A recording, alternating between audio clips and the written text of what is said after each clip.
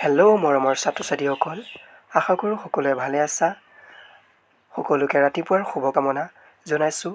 আজি মই BA third semester second paper Asomiya কবিতাৰ চানেকি প্ৰথম কবিতা চিত্ৰকূটৰ চিত্ৰ ইয়াৰ যিখিনি চুটি প্ৰশ্ন আছে সকলোখিনি মই উত্তৰ তোমালোকক দিবলৈ চেষ্টা কৰিম। আৰু যদি ভিডিঅ'টো চাই ভাল লাগে প্লিজ লাইক এণ্ড ছাবস্ক্ৰাইব কৰিবা।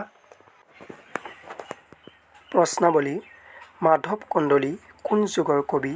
উত্তৰ: মাধৱ কন্দলী প্ৰাক শংকৰী যুগৰ কবি।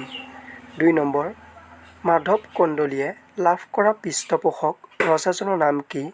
উত্তৰ: মাধৱ কন্দলীয়ে লাভ কৰা পৃষ্ঠপোষক ৰজাজনৰ নাম হ'ল বাৰাহ বা বৰাহী ৰজা মহামাণিক্য। ৩ নম্বৰ, ৰামায়ণ মহাকাব্যখনিৰ প্ৰণেতা কোন?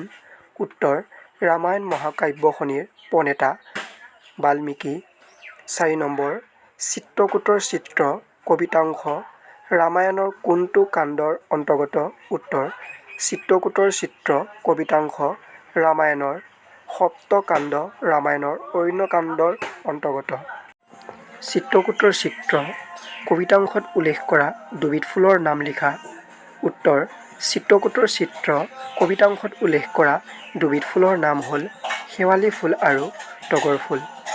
৬ নম্বৰ, সপ্তকাণ্ড ৰামায়ণ পদবন্ধে নিবন্ধিলো লম্ভা পৰিহৰি সাৰুণ্ডতে এই পদফাঁকিৰ লেখক কোন?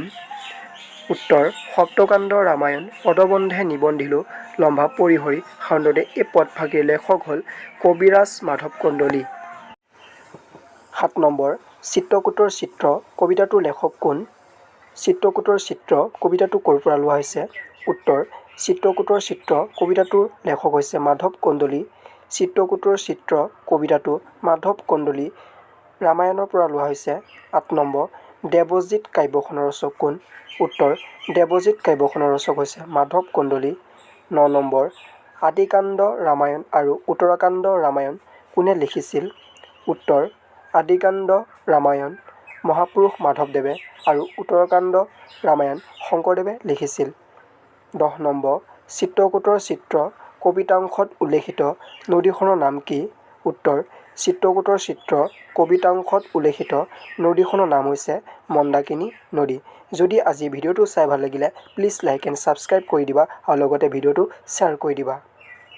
আৰু নতুন নতুন ভিডিঅ' পাবলৈ কাৰণে বেল আইকনটো ক্লিক কৰি দিবা।